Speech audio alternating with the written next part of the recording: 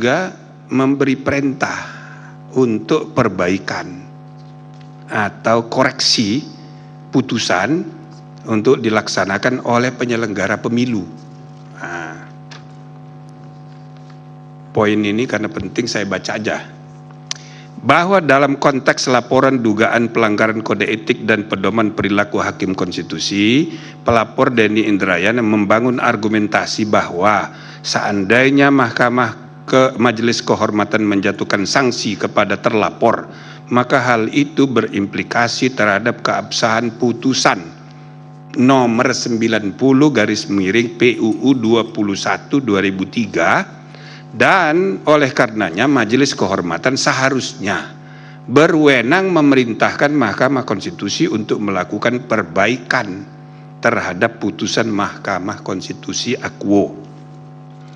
Bahwa dalam dalil laporan pelapor Denny Indrayana menganalogikan putusan DKPP yang menjatuhkan sanksi etik terhadap penyelenggara pemilu yang disertai dengan perintah perbaikan atau koreksi putusan untuk dilaksanakan oleh penyelenggara pemilu dengan putusan Majelis Kehormatan yang seharusnya juga dapat memerintahkan Mahkamah Konstitusi untuk melakukan perbaikan putusan nomor 90 PUU 21/2023. Bahwa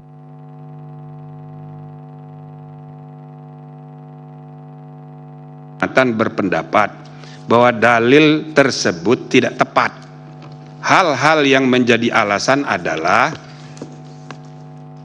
keputusan KPU sebagai penyelenggara pemilu bersifat konkret, sementara putusan Mahkamah Konstitusi merupakan putusan lembaga peradilan yang mengadili norma yang bersifat abstrak dengan putusan yang bersifat final dan mengikat serta berlaku erga omnes. Oleh karena itu tidak tepat apabila pelapor memadankan putusan DKPP terhadap keputusan KPU dengan putusan Majelis Kehormatan terhadap putusan Mahkamah Konstitusi.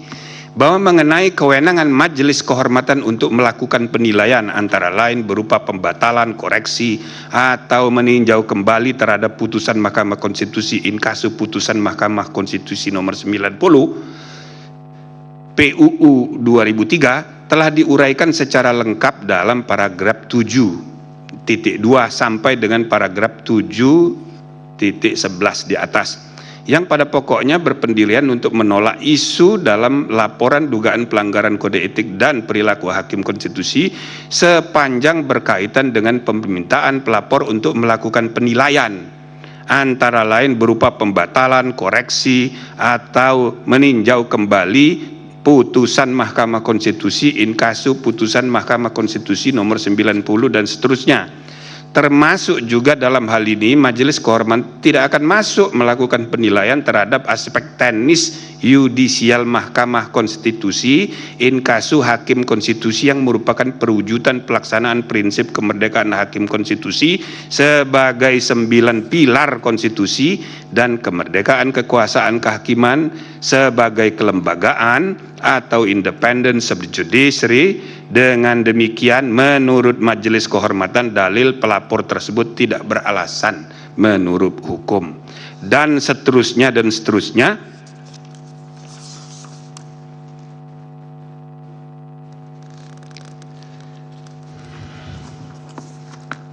Majelis Kehormatan perlu lebih dahulu mempertimbangkan mengenai kemungkinan adanya benturan kepentingan dalam kaitannya dengan karakteristik pengujian undang-undang yang bersifat pengujian norma abstrak.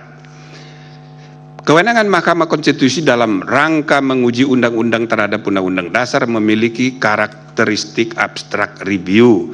Artinya perkara pengujian undang-undang tidaklah dipicu oleh adanya kasus konkret yang terkait dengan kepentingan orang per orang. Berbeda halnya dengan perkara yang menjadi kewenangan dalam lingkungan peradilan di Mahkamah Agung. Dalam perkara perdata, pihak yang berwenang di pengadilan berupaya untuk membela kepentingannya masing-masing. Begitu pula dalam perkara pidana, negara atas nama kepentingan umum berupaya mengembalikan ketertiban dengan melakukan penuntutan terhadap tersangka pelaku perbuatan pidana. dan tersangka pun terus dan seterusnya dianggap sudah dibacakan. Karakteristik perkara pengujian undang-undang merupakan pengujian norma, tidaklah dipicu oleh adanya kasus konkret dan seterusnya, namun sifat putusan dalam perkara pengujian berlaku untuk semua dan seterusnya, padanannya dan seterusnya. Saya langsung loncat karena sudah maghrib dan ini nanti akan dibagi kepada saudara-saudara, langsung loncat kepada kesimpulan dan rekomendasi serta amar.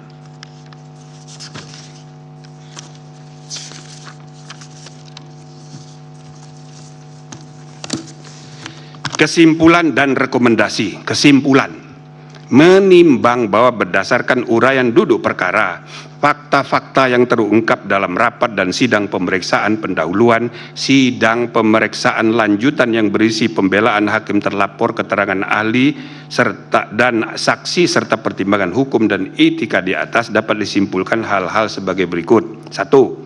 Majelis Kehormatan tidak berwenang menilai putusan Mahkamah Konstitusi in casu putusan Mahkamah Konstitusi nomor 90 PUU 21 2023. 2. Pasal 17 ayat 6 dan ayat 7 Undang-Undang 48 2009 tidak dapat diberlakukan dalam putusan perkara pengujian undang-undang terhadap Undang-Undang Dasar oleh Mahkamah Konstitusi. 3. Dalil yang memadankan putusan DKPP terkait dengan keputusan KPU dengan putusan Majelis Kehormatan Mahkamah Konstitusi terkait putusan perkara pengujian undang-undang tidak tepat.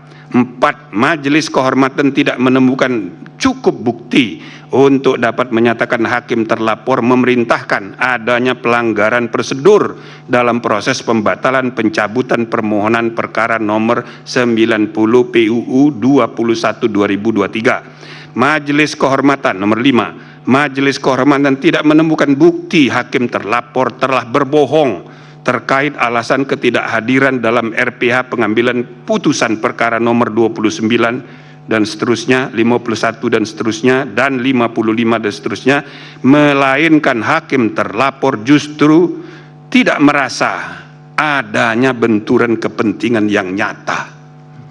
6. Hakim terlapor tidak mengundurkan diri dari proses pemeriksaan dan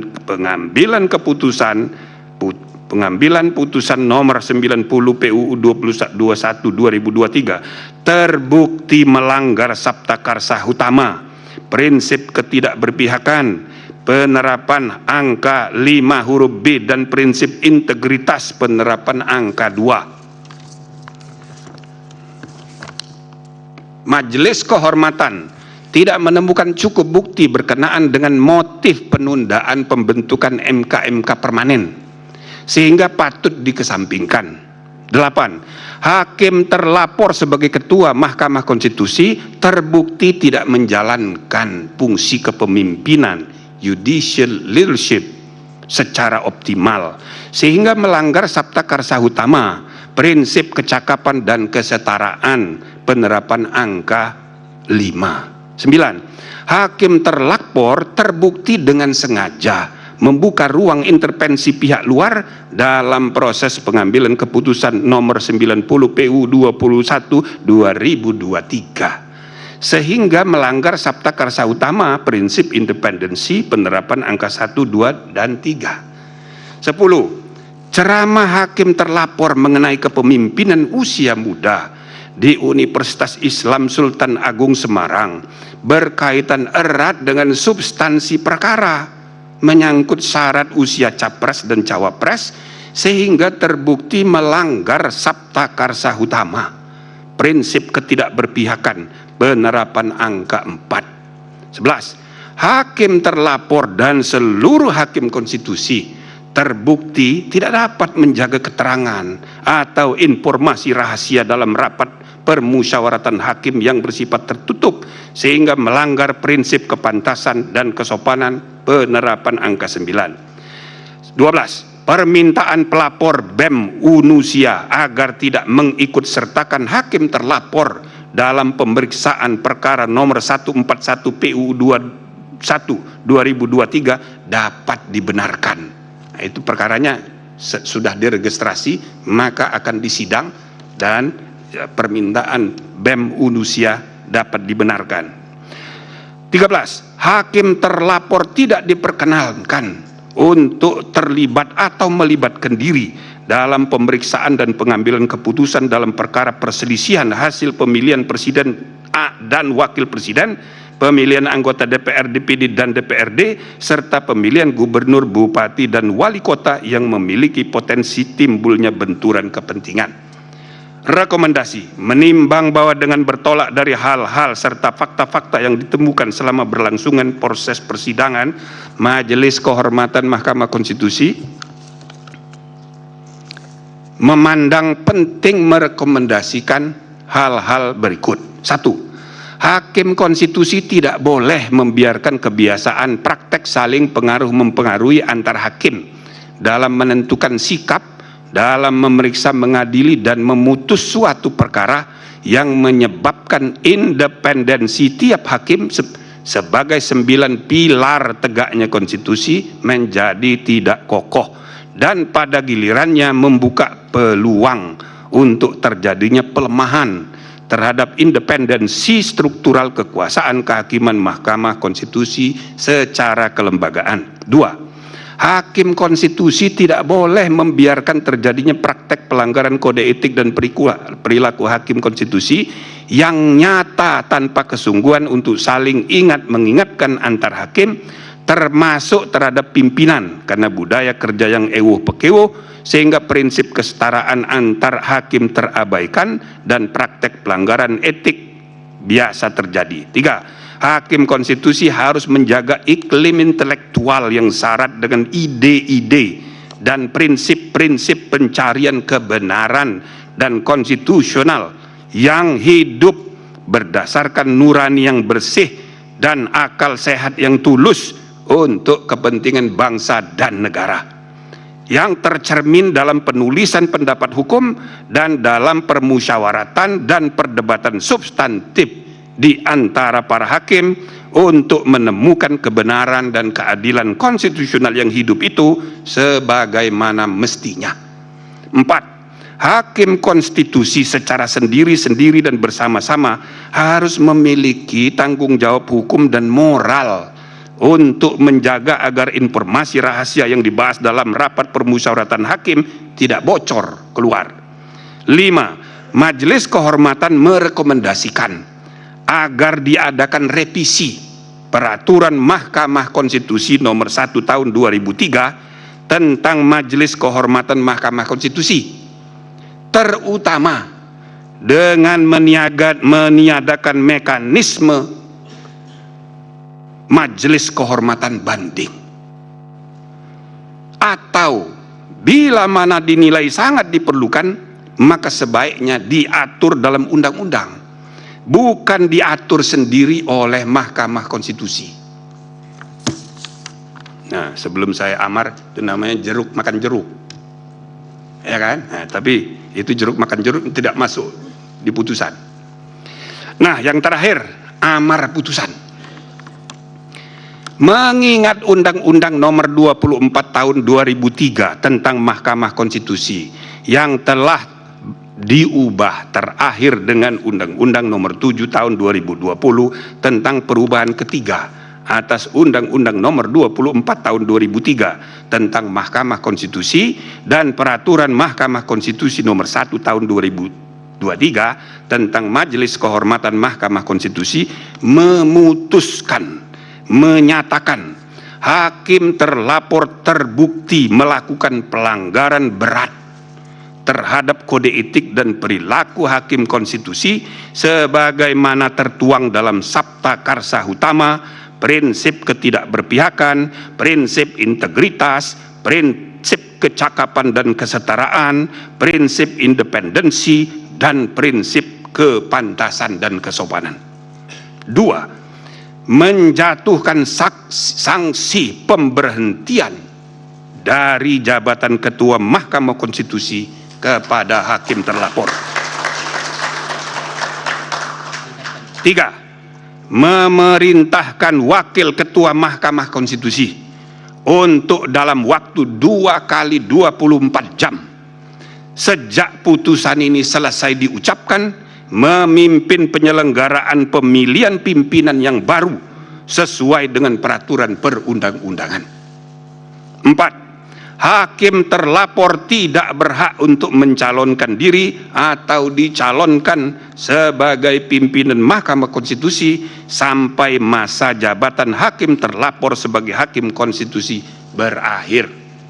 5. Hakim terlapor tidak diperkenankan terlibat atau melibatkan diri dalam pemeriksaan dan pengambilan keputusan dalam perkara perselisihan hasil pemilihan presiden dan wakil presiden, pemilihan anggota DPR, DPD dan DPRD, serta pemilihan gubernur, bupati dan wali kota yang memiliki potensi timbulnya benturan kepentingan.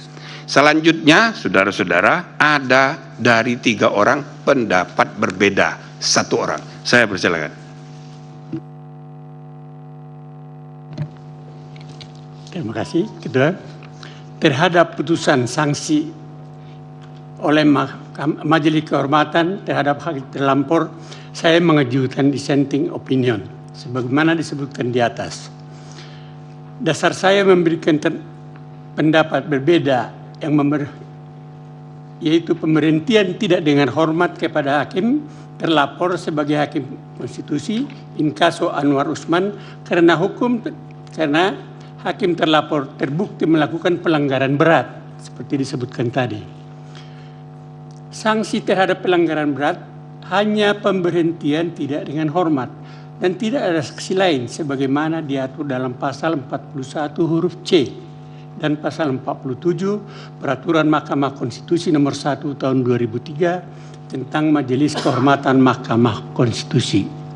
Satu hal yang menggembirakan saya ialah bahwa dalam rapat-rapat Majelis Kehormatan yang membahas laporan mengenai dugaan pelanggaran hakim konstitusi terlapor dan fakta-fakta yang terungkap dalam sidang dan rapat pembelaan hakim terlapor, keterangan saksi termasuk hakim konstitusi lainnya yang didengar keterangannya, pendapat kami bertiga sama semua. Dan terjadi diskusi yang sangat substansif, namun saling menghormati, dimaringi dengan saling senyum, selalu senyum. Namun dalam membuat kesimpulan dan penentuan sanksi terhadap hakim terlapor Anwar Usman, kami berbeda. Dengan saya harus memberikan dissenting opinion. Menurut saya mungkin karena latar belakang saya sebagai akademis hukum, memang sepanjang karir saya yang terus berpotensi sebagai akademisi, yaitu dosen di Universitas Indonesia selama 35 tahun. 71 sampai tahun 1971 sampai 2006 dan di Universitas Pelita Harapan dari 2003 hingga sekarang, artinya 20 tahun. Sebagai dosen saya juga mengabdikan ilmu saya sebagai anggota Dewan Etik Hakim Konstitusi 2018 sampai 2020. Tetap diangkat berdasarkan kriteria akademik saya. Sehingga jiwa dan pikiran saya utuh adalah sifat keilmuan. Cara saya berpikir dan berpendapat selalu konsisten sebagai seorang ilmuwan atau akademisi. Karena itu dalam memandang dan menilai sesuatu masalah, peristiwa, keadaan, gejala yang ada selalu berdasarkan apa adanya, just the way you are, just the way it is. Itulah sebabnya dalam memberi putusan pada pelanggaran kode etik ini dari perilaku hakim konstitusi aku, saya memberikan putusan sesuai aturan yang berlaku dan tingkat pelanggaran kode etik yang terjadi dan terbukti, yaitu sanksi bagi hakim terlapor berupa pemberhentian tidak dengan hormat sebagai hakim konstitusi, sebagai hakim. Saya gembira bahwa dalam membuat